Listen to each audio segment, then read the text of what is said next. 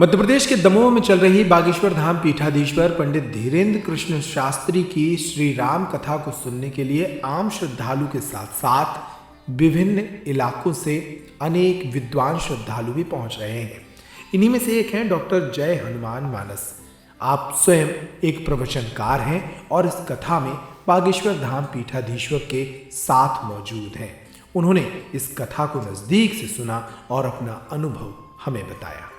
मुझे डॉक्टर जय हनुमान मानस केसरी के नाम से जानते हैं। रामकथा अन्य पुराणों पर भी मैं प्रवचन देता हूँ। यहाँ पर जो रामकथा का आयोजन आचार्य धीरेन्द्र शास्त्री जी के निर्देशन में दमोह जिला में अजय टंडन की अध्यक्षता में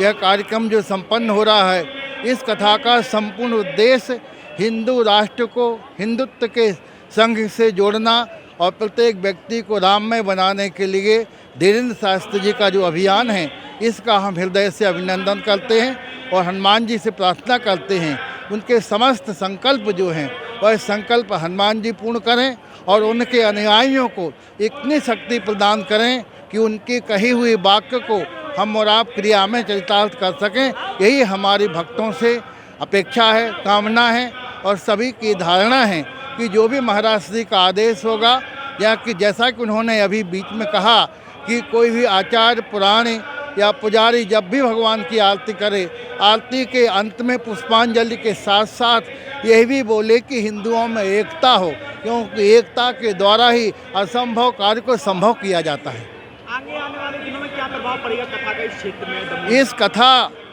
के प्रभाव के विषय में जहाँ तक मेरा पर्सनल एक्सपीरियंस है, अन्य लोगों के द्वारा मैंने ऐसा सुना है कि यह जो कथा हुई अद्वितीय असाधारण कथा हुई है। शायद 200 वर्ष तक के इतिहास में, क्योंकि मेरी उम्र 70 वर्ष के लगभग करीब हो चुकी है, मैं अपना अनुभव के आधार पर कह सकता हूँ कि यह जो कथा हुई है यह ऐतिहासिक की कथा नहीं है, अपितु भविष्य में इस कथा के द्वारा इतना समाज का उत्थान होगा, इतना लोगों को मिलेगा कि कहा नहीं जा सकता है।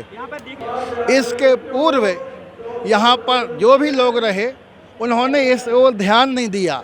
इसलिए किसी की आवश्यकता की पूर्ति यदि ना हो तो व्यक्ति कहीं ना कहीं अपना संबंध स्थापित करता है।